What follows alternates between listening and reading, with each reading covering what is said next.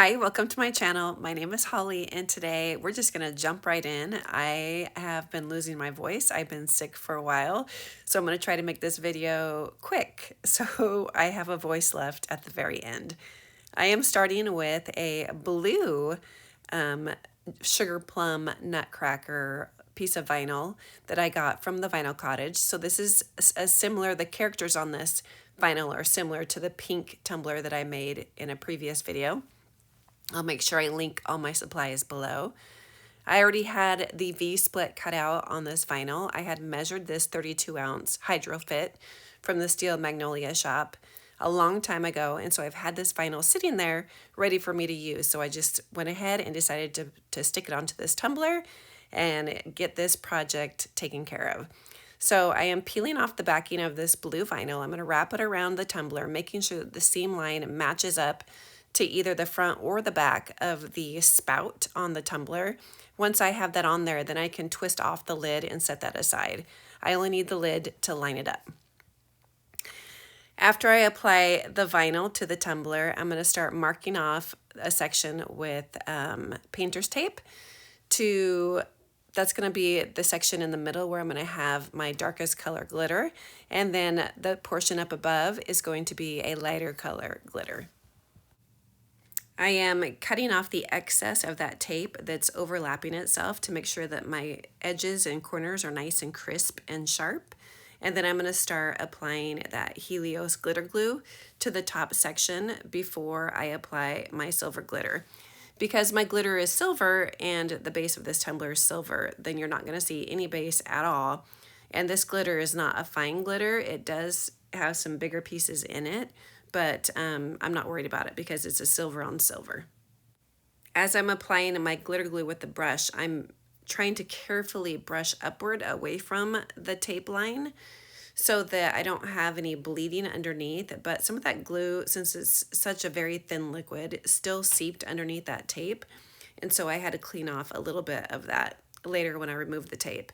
And I'm also using my brush to run it horizontally across the rim, just down a little bit, because this glitter is not fine. Like I said, it has some chunky pieces, and I didn't want there to be an issue with me sanding the rim later after my first coat of epoxy.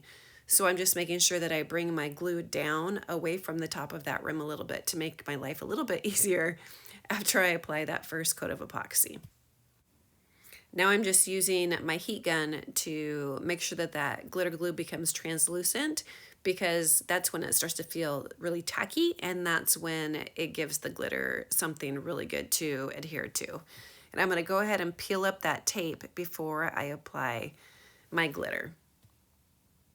And this is where I noticed that that glitter glue had seeped underneath the tape line. So what I'm going to do very carefully is put some, at first I tried rubbing alcohol, but it didn't work very well. So then I put a little bit of acetone on a paper towel and went around there and cleaned up that tape line where I'm so out of frame, I'm sorry. Clean up that tape line where the glue seeped under. And I had to do it very carefully, because if you get acetone on your printed vinyl, the acetone will take off the nice, pretty, colorful image that you have on your vinyl. Ask me how I know. Okay, so now I'm going in with PDB Creative Studio Snowfall. This is a new mix. I think this is one of the ones from that Vanessa Davis put together. There were like 4 glitters in the pack, 4 or 5 glitters in the package that she put together. So this one's Snowfall, and it's a really, really super pretty silver that almost is so light it almost looks white. It's really pretty. So I put that on the top, and then I am going to brush away the excess from that center section, and then very carefully apply more glitter glue and the red glitter. I had to be very careful getting in here because I was shaky. Like I said, I've been sick, and my hand was very, very shaky when I was applying this glue, and I was struggling to focus as well. So I'm just taking it easy, going slowly. It took me a long time to glitter this, or to put glue on this little section, because I was so nervous that I was gonna squish my glue over to the vinyl and mess up this very simple project. Didn't want to torture you while you waited and watched my shaky hand apply that wonderful strip of glitter glue to my tumbler, so I went ahead and fast forwarded. Now I am using ruby slippers from the Glitter Guy and applying that to the tumbler as carefully as possible, and I didn't want it to spill over onto the silver. So when I'm dumping it, I'm making sure I'm dumping it down across the blue instead of the opposite direction across the silver. And every now and then I'm just tipping the tumbler slightly and using my finger to push the excess glitter up to the edge. This was harder than it looks. But I managed to make it work. I did have to go over after my first coat of epoxy. I went ahead and applied another layer of red glitter, but this time I used Effin Merry from PDB Creative Studio instead of the ruby slippers because I wanted a different texture, so I wanted it to be chunky. And also Effin Merry is a darker red, and it also pulls the greens and other colors from the blue vinyl, so I thought that would be a pretty choice to put over the top of it. This is after that first coat of epoxy, and this time to apply this glitter instead of using the Helios glitter glue, because that glitter glue is so liquidy and this already has a coat of epoxy, so it's a very shiny, slick surface. I decided to use Tack-It instead because Tack-It is thicker and I thought that it would stick better to the tumbler is really the only reason. And then I went ahead and applied the Effin Merry glitter over the top of it. So now I'm going to spray seal that 2 times with a clear gloss coating and let that dry completely before I put another layer of epoxy over the top. So really, if I was smart about this, I would have applied the Effin Merry. I would have known that I was going to use Effin Merry and applied it directly over ruby slippers before I put the layer of epoxy over it, but I wasn't thinking. So really, I wasted a layer of epoxy. That's because I had poor planning.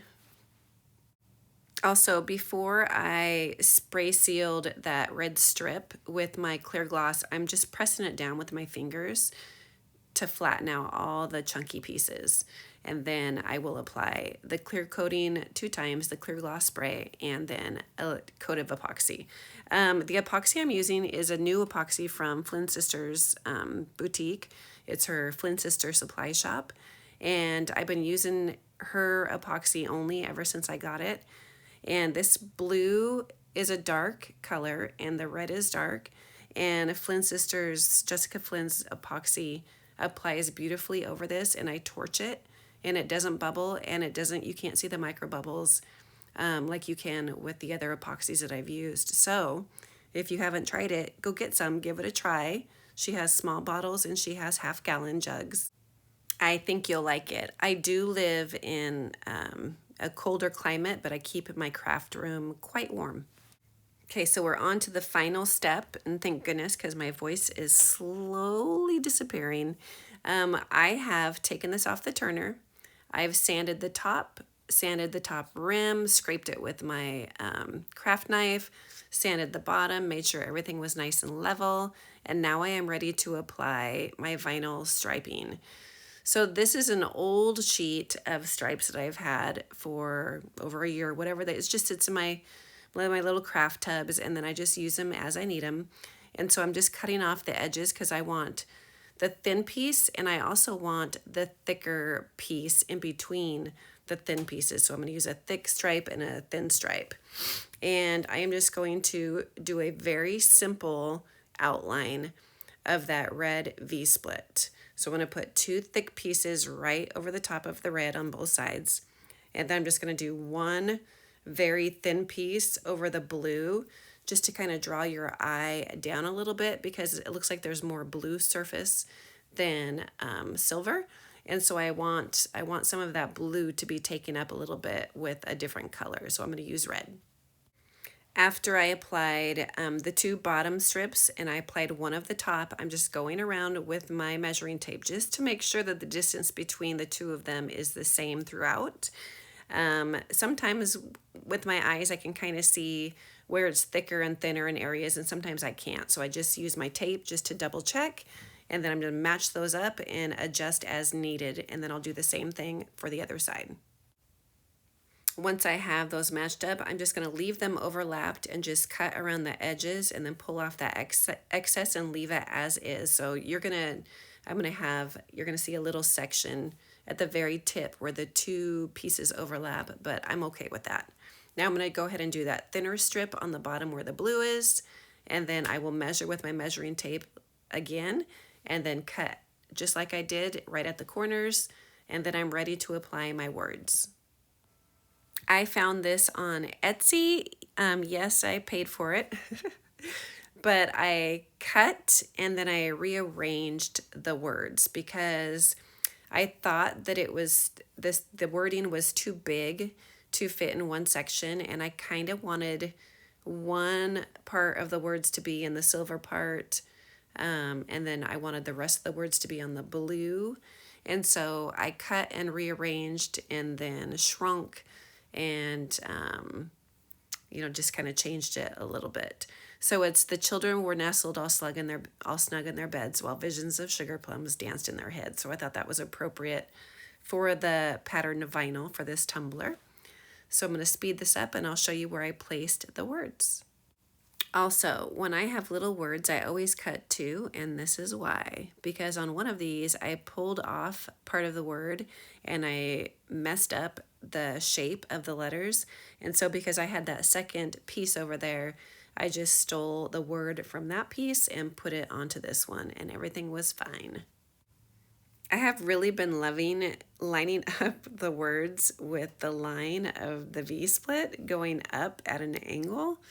I don't know why, it's my new thing. I seem to be addicted to it. So you're probably going to be seeing this a few times. I don't know.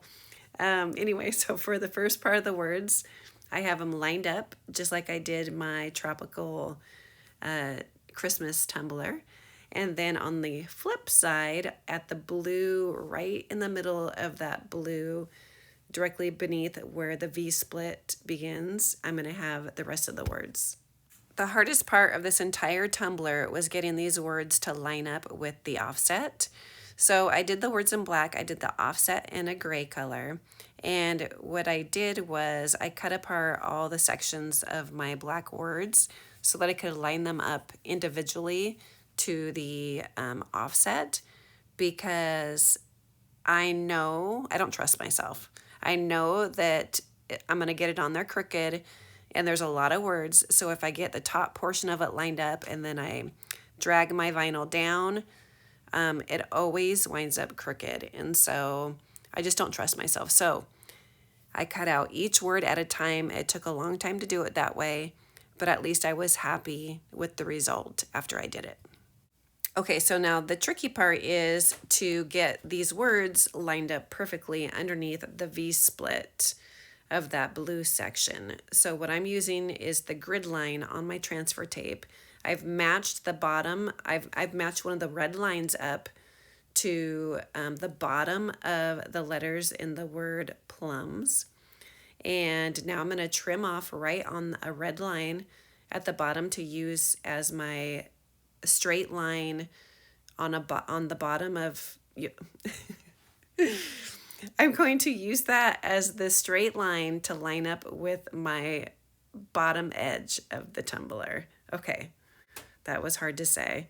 So now I am marking a notch where the center point is at the top so that it will help my eyes follow a straight line down as I'm lining those words up. So I'm going to have a line up spot on the bottom with a piece of masking tape, and I'm going to have my center line on the top using that notch. Using one piece of masking tape, still brought my words down too low, so I used a second piece of masking tape to overlap that first piece just a little bit to push my words up. Okay, and so I removed the paper backing, lined it up, pressed it down, and then released it, used my tape measure to just double check on the bottom, and it is good to go. And thank goodness everything is nice and straight. I had a little star come off on my finger, so I just had to reposition that. And then I was ready to apply quick coat to make sure that those layers of vinyl were sealed in really good. Let that dry completely, and then I'm ready for my final layer of epoxy. And here is the final result. Look how crystal clear that epoxy is. It is gorgeous. The shine on the red is so pretty. The vinyl is really pretty. It's a metallic, shiny, glossy vinyl, and the epoxy looks great over the top of it. The bottom of this tumbler is nice and smooth. It only took one layer to go over the top. So this is a big tumbler. This is a 32-ounce tumbler. These things are huge. So this turned out super cute. I'm really happy with it. It's a simple project. I hope you love it. Please let me know if you have any questions or comments below. Thank you so much for watching.